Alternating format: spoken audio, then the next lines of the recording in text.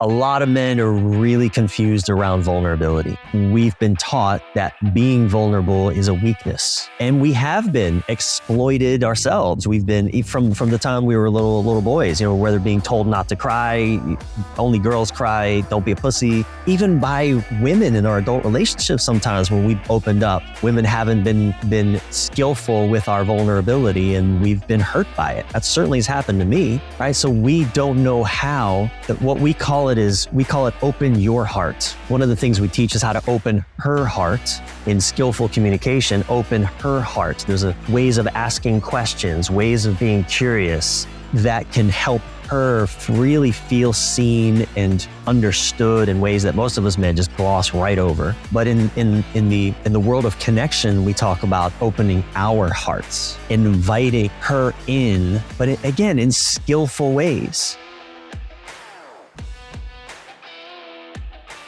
All right, everyone, welcome back to the Art of Masculinity. Today, I have my good friend and also past guest on the show, Bryan Reeves. Such an awesome human being. If you guys don't remember, he's a former U.S. Air Force captain. He's got his Men This Way podcast, which is phenomenal, and I've had the honor of being on and sharing the space with him on there. And he's got his viral blog that has reached over 30 million people worldwide, right? Is that just America? Like, I don't even know what the number is now. It was 30 million like 5 years ago. So yeah, it's probably way past I'm imagining, and my blog stats have told me every country on the planet, the only one that hasn't shown up is North Korea. But there have been 80, so wait, I can't tell if they've read it or not. You even got Russia? You got Russia? Oh, dude, I got every country on every continent.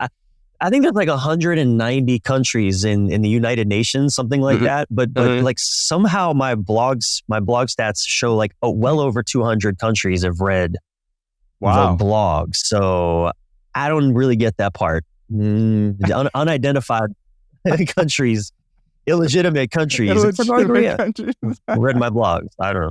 I love that, dude. But you are very substantiated in the men's space, which is why I love having conversations with you.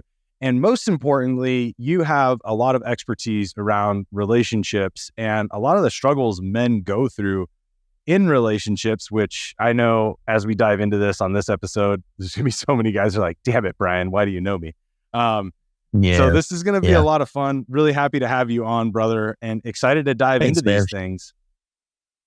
Thanks, man. And before we dive in, I just want to acknowledge too, you came on my podcast recently where we talked about your book, Design the Man Within. And one of the guys in one of my groups, I think in one of my relationship program groups, said that he listened to it 4 times. Wow.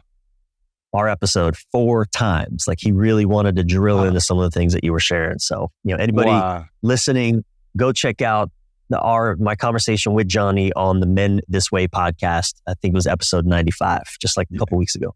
Yeah, 100%. Yeah, and check out our past one too. I mean, we have fun when we jam out anyways, but go check that out because your podcast is amazing, man. I love you as a host. You do such a great job and you bring on some amazing people. So really appreciate the work you're doing over there.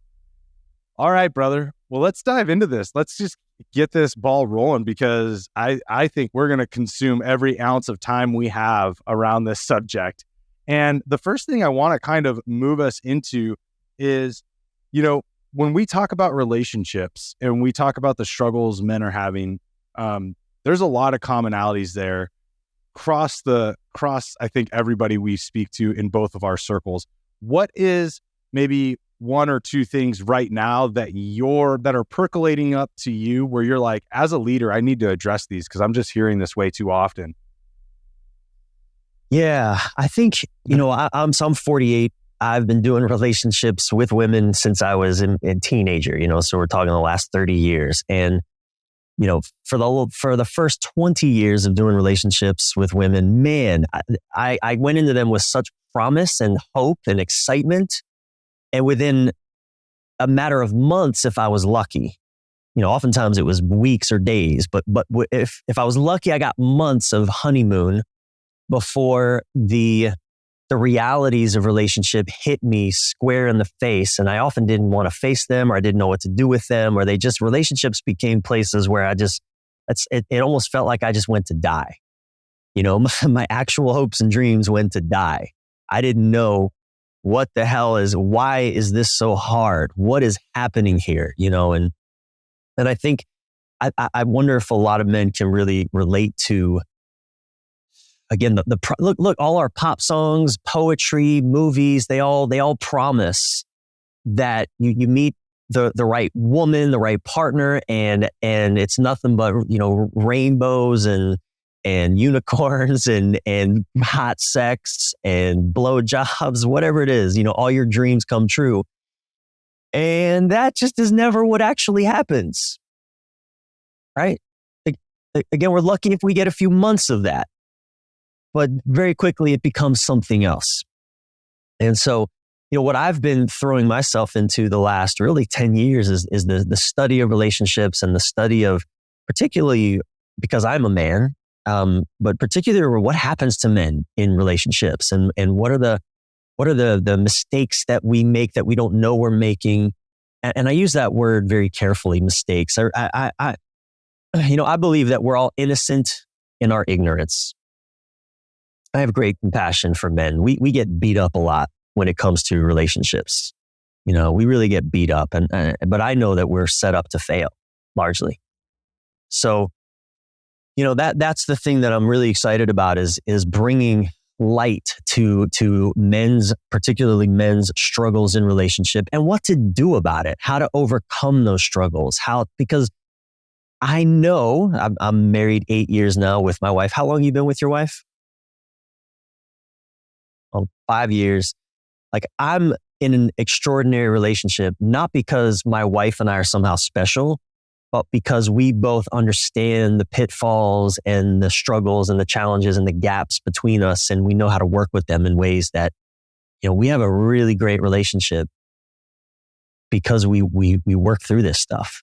So, you know, that's my preamble to this dialogue and this conversation. And you want me to talk about like some of the specific challenges that? Yeah, I want to dive back in real quick to something you said, and it was the honeymoon phase. I love this because, you know, quickly, like you say, that this lasts, and you're lucky if it lasts months.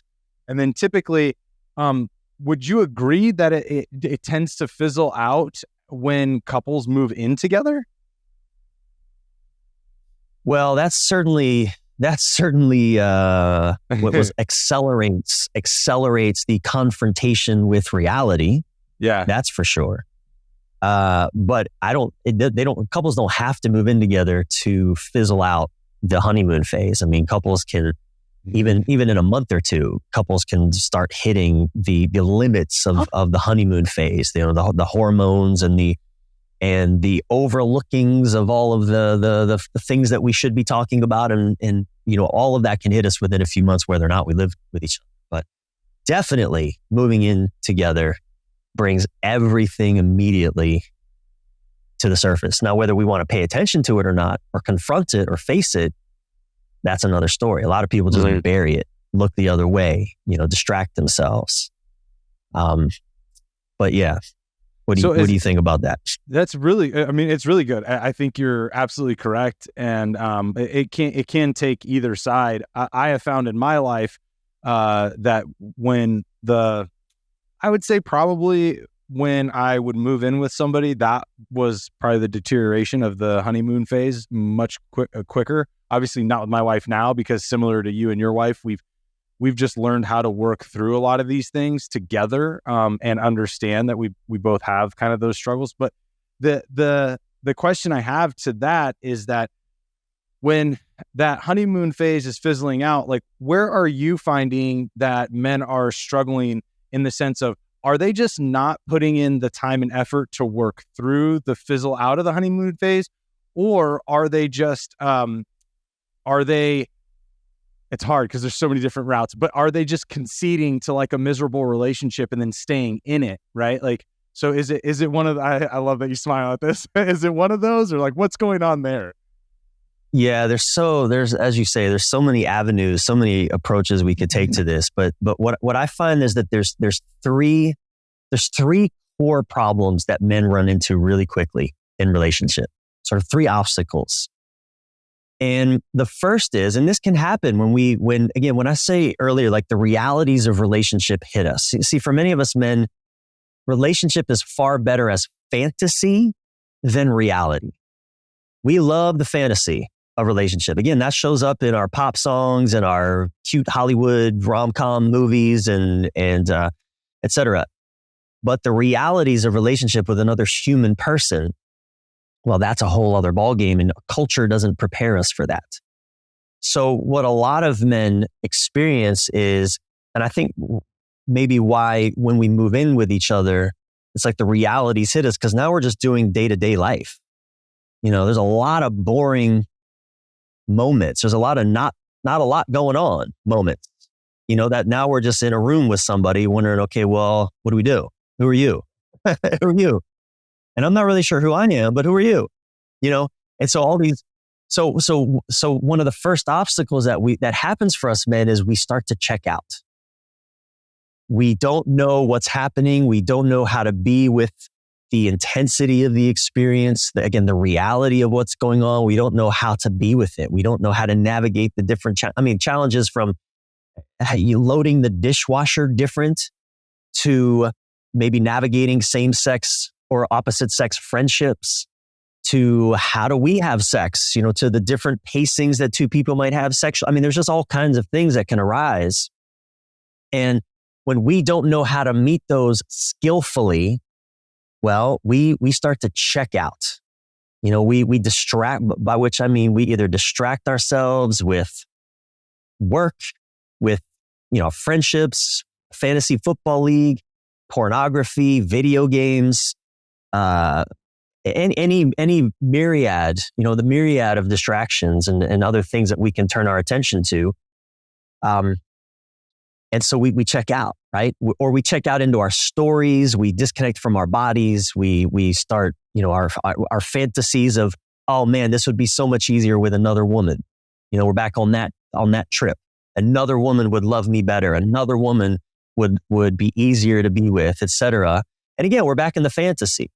We're not in the reality. We've checked out of the reality because we don't know how to be with it. So that's the first obstacle that we men run into is we lack presence. We don't know how to be powerfully present in the relationship.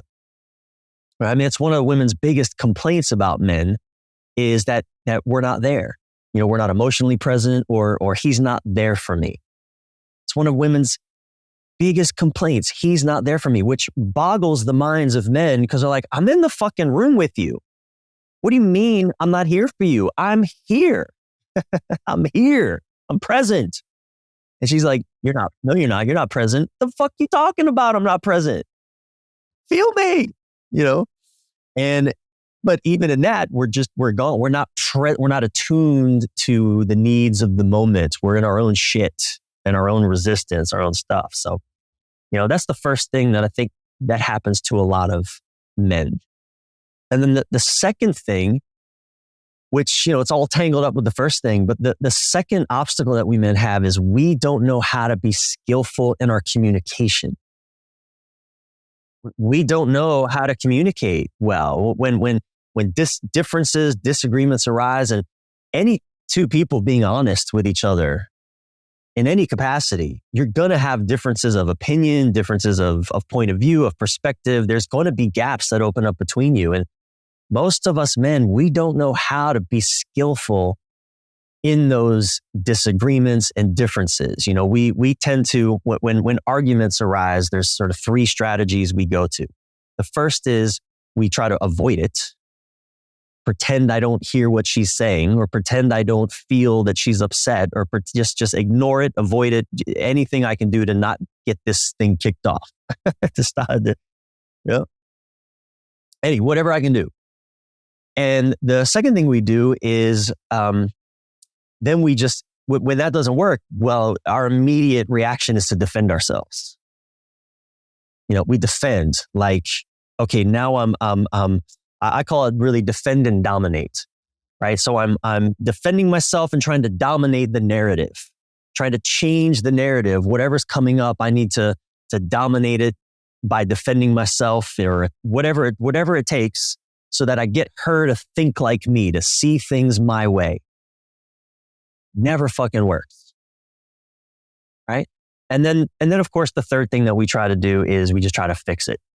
Immediately go into fix it mode. What needs to be done in order to get through this conflict as quickly as possible? None of those things work. I mean, I've had so many guys over the years tell me, I'm a fix-it guy. I'm doing relationship work. I'm working with their actual couple, with both of them. I'm a fix-it guy. That's just what I do. Remember working with a Boeing engineer.